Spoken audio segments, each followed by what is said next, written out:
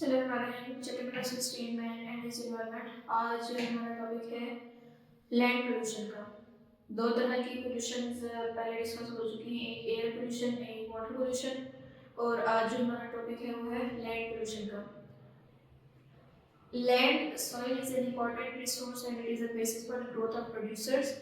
अब सॉइल जो है एक इम्पॉर्टेंट रिसोर्स है, नेचुरल रिसोर्स है, जिसमें से प्रोड्यूसर जो है उनकी ग्रोथ होती है। जहाँ पे अब प्रोड्यूसर जो है बहुत सारे लिविंग ऑर्गेनिजम्स ऐसे हैं जो कि प्रोड्यूसर्स के ऊपर डिपेंड करते हैं। और अगर सॉइल की जो अगर सॉइल ठीक नहीं होगी, उसमें आपके पास पोल्यूटेंट्स आ जाएंगे, तो आगे प्रोड्यूसर्स जो हैं उनकी ग्रोथ भी अच्छी नहीं होगी। तो सॉइल का अच्छा होना बहुत ज़रूरी है। In the recent time soil has been subjected to pollution. Soil अगर अच्छी नहीं होगी तो उसके रिजल्ट में जो प्रोड्यूसर्स होंगे उनमें भी डिजीजेस होंगी, और वो प्रोड्यूसर जब आगे फूड चेन्स का हिस्सा बनेंगे तो उसके फूड चेन का हिस्सा बनने के बाद वो जो डिजीजेस हैं वो आगे हमारे जो कंज्यूमर आएंगे, प्राइमरी कंज्यूमर, सेकेंडरी कंज्यूमर, वो उनमें आगे ट्रांसपोर्ट होती जाएंगी। The pesticide used in agriculture have chemicals that stay in soil for a long time. Pesticide, paste को किल करने के लिए जो पेस्टिसाइड दी जाती हैं, कुछ लोग ऐसे करते हैं कि बहुत ज़्यादा अमाउंट में पेस्टिसाइड कर देते हैं, स्प्रे कर देते हैं। अगर वो स्प्रे की फॉर्म में है तो स्प्रे कर देते हैं। और कुछ जो है वो अब पेस्ट जो है उसको असरअंदाज करेंगी, लेकिन जो बच जाएंगी वो नीचे ज़मीन पे गिर जाएंगी और वो वहाँ पे फिर लंबे अरसे के लिए पड़ी रहेंगी, क्योंकि उनका और कोई काम नहीं है। तो जो पेस्टिसाइड को किल करने के लिए यूज़ की जाती हैं, वो यही कहा जाता है कि वो इतनी यूज़ करें कि वो सिर्फ पेस्ट को किल करे, उसके साथ साथ वो ना तो सॉइल को कोई नुकसान पहुंचाए, ना हमारी क्रॉप्स को नुकसान पहुंचाए। और कभी कभी ऐसा होता है कि बहुत ज़्यादा पेस्टिसाइड यूज़ कर दी जाती हैं, जो कि अपना काम तो कर देती हैं, पेस्ट को तो किल कर देती हैं, लेकिन उसके साथ साथ जब ज़्यादा अमाउंट में वो उधर पड़ी रहती हैं तो वो हमारे सॉइल को भी नुकसान पहुंचाती हैं। The acid rain change the pH of soil making it unsuitable for cultivation। और उसके बाद जो हमारी जो सॉइल है उसको खराब किस चीज़ से किया जाता है? एसिड रेन से। एसिड रेन जब हमारे सॉइल के ऊपर आके पड़ेगी तो उससे क्या होगा, हमारे सॉइल की जो लैंड की जो पीएच है वो भी चेंज हो जाएगी, और हमारे क्रॉप्स की कल्टीवेशन के लिए एक सूटेबल पीएच चाहिए होती है। अगर वो नहीं होगी तो क्रॉप्स की जो कल्टीवेशन है वो नहीं होगी। The household and other city garbage lies scattered in the soil in the absence of proper disposal system। एक अच्छा डिस्पोजल सिस्टम ना होने की वजह से जो गार्बेज है, जो वेस्ट है, वो जमीन पे कितना कितना टाइम वहाँ पे पड़ा रहता है। वहाँ कोई उठाने वाला ना हो तो वो वहाँ पे पड़ा रहेगा। Materials like polythene block the passage of water into soil. अब पॉलीथीन, आपको पता है कि पॉलीथीन के पैकेट्स या वो शॉपर वगैरह यूज होते हैं, तो वो जो है ना नॉन बायोडिग्रेडेबल होते हैं, वो डिकम्पोज नहीं हो सकते, तो वो इसी तरह पड़े रहते हैं। और वो पानी का जो पैसेज है, जो रास्ता है, जो सॉइल के अंदर पानी जाता है, उसको रोक देते हैं। तो इससे क्या होगा, so decrease the water holding capacity of soil. तो इससे क्या होगा कि हमारी सॉइल जो है उसके अंदर पानी नहीं जा सकेगा। अब पानी नहीं जाएगा, वो सॉइल तो वैसे भी वहाँ पे पोल्यूट हुई हुई है, उसके ऊपर इतना गार्बेज पड़ा हुआ है। अब वो गार्बेज किस किस्म का है, ना उसके अंदर पानी जा रहा है सॉइल के अंदर, तो वो फिर किसी काम की नहीं रहेगी। Many industries produce harmful chemicals which are disposed of without being treated। बहुत सारी इंडस्ट्रीज ऐसी हैं जो कि वेस्ट, केमिकल वेस्ट की तरह जमीन के ऊपर फेंक देते हैं बगैर उनको ट्रीट किए। Improper disposal of nuclear waste also causes radioactive substances to remain in soil for a long time। अब अगर हम बगैर चेक किए ऐसे कोई भी केमिकल जो वेस्ट है उसको इसी तरह जमीन के ऊपर फेंक देंगे तो वो रेडियो एक्टिव भी हो सकते हैं, और वो वहाँ पे कितना कितना टाइम तक पड़े रहेंगे, ना वो डिकम्पोज होंगे, ना उसको कोई वो वहाँ पे वैसे ही पड़े रहेंगे। तो अगर हम उसी जमीन के ऊपर, उसी सॉइल के ऊपर अगर हम कोई क्रॉप वगैरह लगाते हैं, कुछ लगाते हैं, तो वो वहाँ से फिर प्रोड्यूसर के अंदर आ जाएगा और फिर वहाँ से आगे वो फूड चेन का हिस्सा बन जाएगा। Open latrines in villages and some part of cities are also the source of land pollution। Washroom का सहूलत वॉशरूम की ना होना गाँव में, तो लोगों का जो वेस्ट है वो उसी तरह सोयल ज़मीन के ऊपर होगा वहाँ पे। तो अगर बाद में किसी टाइम में अगर उस ज़मीन को फिर कल्टीवेशन उसको एग्रीकल्चर के लिए इस्तेमाल किया जाता है, तो अगर किसी बंदे को कोई डिजीज़ है तो उसका वेस्ट अगर वहाँ पड़ा है तो वो उसी सॉइल में मिक्स हो जाएगा और वहाँ से वो उस जगह पे जो पौधे वगैरह होंगे तो फिर वो उन प्रोड्यूसर्स के अंदर जाएगा और इसी तरह फिर से वो फूड चेन का हिस्सा बन जाएगा। तो ये सारी चीज़ें क्या हैं, इनसे क्या होता है, डिजीजेस स्प्रेड होती हैं और ये लैंड पोल्यूशन है जो कि इसके बुरे असर क्या होंगे, वहाँ पे जो भी चीज़ उगाई जाएगी लगाई जाएगी तो वो पोल्यूटेड लैंड के अंदर वो आगे हमारे फूड चेन का हिस्सा बन जाएगी वो डिजीजेस। अब है कि इसको कंट्रोल कैसे किया जाएगा। Control of land pollution there should be suitable and safe disposal of waste including nuclear waste, specially nuclear waste जो होते हैं उनको क्या करना चाहिए, अच्छा उनका एक निज़ाम होना चाहिए, अच्छा डिस्पोजल सिस्टम होना चाहिए जिसके जरिए उनको डिस्पोज किया जा सके। Non biodegradable materials like plastic glass metals should be recovered and recycled. अब जो नॉन बायोडिग्रेडेबल हैं जो डिकम्पोज नहीं हो सकते उन चीज़ों को उन प्लास्टिक्स वगैरह को ग्लास को रिसाइकल किया जाए, रीयूज किया जाए उनको दोबारा। Inorganic pesticides should be replaced by organic pesticides.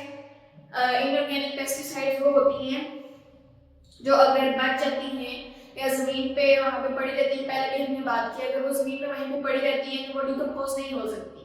और इन ऑर्गेनिक पेस्टिसाइड की जगह पर हमें ऑर्गेनिक पेस्टिसाइड यूज़ करने चाहिए, ऑर्गेनिक जिनके अंदर आपके पास कार्बन प्रेजेंट होता है। तो इससे क्या होगा कि ऑर्गेनिक पेस्टिसाइड जो होती है वो डिकम्पोज हो जाती है। तो अगर वो हमने किसी ने ज़्यादा यूज़ कर ली है पेस्टिसाइड, अगर वो ज़मीन में पड़ी हुई है तो वो कुछ टाइम के बाद, थोड़े टाइम के बाद डिकम्पोज होना खुद स्टार्ट हो जाएगी और वो वहाँ पे डिकम्पोज हो जाएगी। ऐसा नहीं है कि वो वहाँ पे पड़ी रहती है, इसलिए हमें इनऑर्गेनिक पेस्टिसाइड की जगह ऑर्गेनिक पेस्टिसाइड यूज़ करनी चाहिए कि अगर वो बच भी जाती है, गिर भी जाती हैं तो वहाँ पे कुछ टाइम के बाद डिकम्पोज हो जाए, खत्म हो जाए। तो इस तरह हम लैंड पोल्यूशन को कंट्रोल कर सकते हैं। टॉपिक है इस चैप्टर का कंजर्वेशन ऑफ नेचर, के हम अपने जो नेचर है उसको उसकी हिफाजत कैसे कर सकते हैं। Conservation of nature means the conservation of natural resources.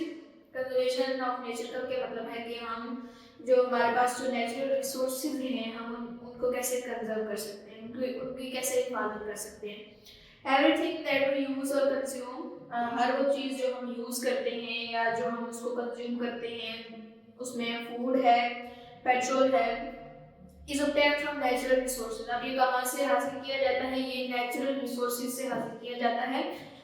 The renewable natural resources for example air are reproduced easily but the non renewable resources are not replenished.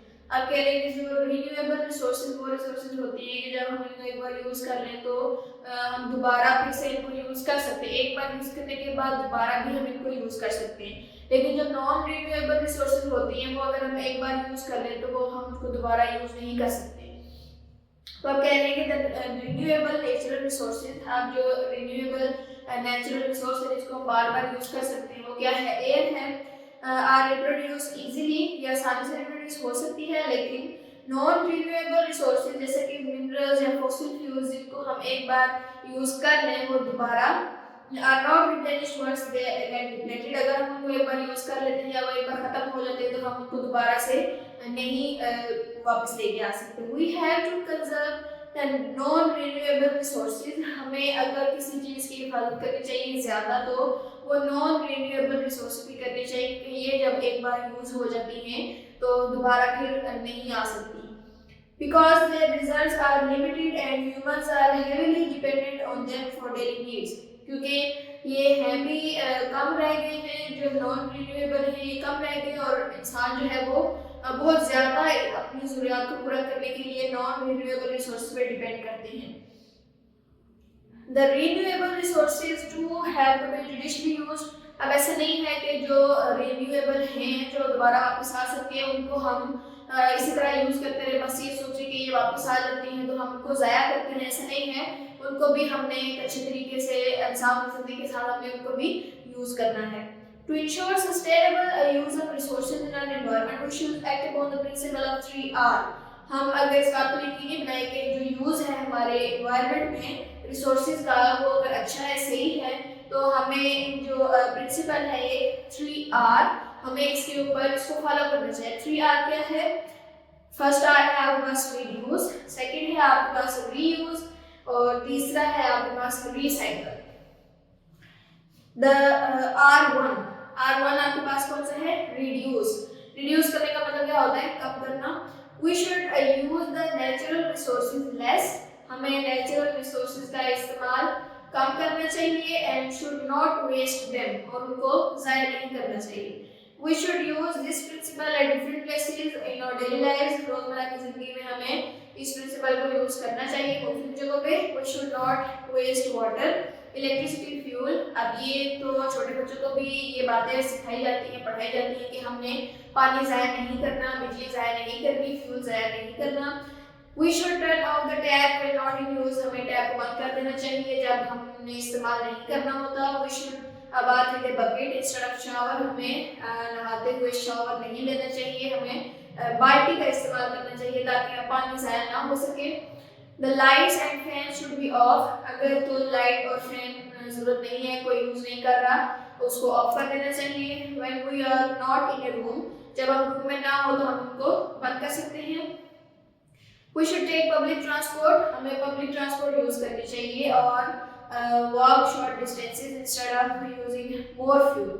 हमें अगर करीब भी जाना है तो पैदल भी हमें जाना चाहिए और पब्लिक ट्रांसपोर्ट यूज़ करनी चाहिए, ना कि हम मिला हर किसी ने अपनी मोटर निकाली और वो उसको यूज़ करे। तो we should not waste food and should give unused food to poor people, हमें खाने को ज़ाया नहीं करना चाहिए, अगर खाना कुछ बचा है तो हमें गरीब लोगों को दे देना चाहिए। उसके बाद सेकंड R2 रीयूज, दोबारा यूज करना। We should reuse things again and again, हमें चीजें बार बार यूज कर लेनी चाहिए। We should not throw away materials such as glass containers, plastic bags, paper, cloth, हमें ये चीजें फेंकनी नहीं चाहिए, हमें इसको बार बार यूज कर लेना चाहिए। ऐसा नहीं है कि एक बार इस्तेमाल किया तो बस उसको फेंक दिया, हालांकि वो चीज़ ठीक है और हमने उसको फेंक दिया, हमें उस चीज़ को दोबारा यूज करना चाहिए। These should be reused at domestic levels rather than being thrown. It also reduces solid waste pollution. इसको डोमेस्टिक लेवल्स के तौर पे हमें यूज कर लेना चाहिए और हमें इनको इसी तरह फेंकना नहीं चाहिए। इससे क्या होगा कि सॉलिड वेस्ट पोल्यूशन जो है इस तरह फेंक देंगे तो क्या होगा, पोल्यूशन ही होगी एक किस्म की, तो हम फिर इस तरह की पोल्यूशन से बच सकते हैं। तीसरा है आपके पास R3 recycle, materials such as paper, plastic, glass can be recycle. अब ये चीज़ें जो है प्लास्टिक है, ग्लास हो गया, पेपर्स हो गए, इनको हम रिसाइकल करके दोबारा रीयूज कर सकते हैं। This decrease the volume of refuse and helps in the conservation of natural resources. अगर हम ऐसा करेंगे, अगर जो चीज़ रिसाइकल हो रही है दोबारा रीयूज होने के काबिल है, तो अगर हम ऐसा करते हैं तो हम बहुत सारी नेचुरल रिसोर्सेज को कंजर्व कर सकते हैं। साथ में आपके पास साइड बॉक्स में लिखा हुआ है कि recycling of 1 ton of paper can save 17 trees. 1 ton paper जो यूज हो चुके हैं अगर हम उनको दोबारा रिसाइकल करके यूज करने के काबिल बना देते हैं तो इस तरह हम 17 ट्रीज को सेव कर सकते हैं। कैसे? अगर हम किसी तरह फेंक देते हैं तो उनकी जगह हमें 17 दरख्त जो है वो और काटने पड़ेंगे और उनसे पेपर बनाना पड़ेगा। अगर तो हम 1 टन उन्हीं पेपर को दोबारा रिसाइकल कर लेते हैं तो 17 ट्रीज जो है वो बच सकते हैं। उसके बाद है we can add the R4, हम इस जो प्रिंसिपल है इसमें R4 भी ऐड कर सकते हैं। वो कौन सा है? रीफॉरेस्ट, दोबारा से जंगलात लगाना। Trees should be planted during the rain, बारिशों के दौरान हमें क्या करना चाहिए? दरख्त लगाने चाहिए। Trees make our environment more cool, shady, green. दरख्त क्या करते हैं? हमारे माहौल को कूल बनाते हैं, शेडी एंड ग्रीन। तो हमें दरख्त लगाने चाहिए। दरख्त हमारे एयर पोल्यूशन को भी कम करेंगे, लैंड पोल्यूशन को भी कम करेंगे और वाटर पोल्यूशन में भी जो है दरख्त हमारी मदद करते हैं। तो ये वो आपके पास प्रिंसिपल था 3R, जिसमें आप नेचर को कंजर्व कर सकते हैं।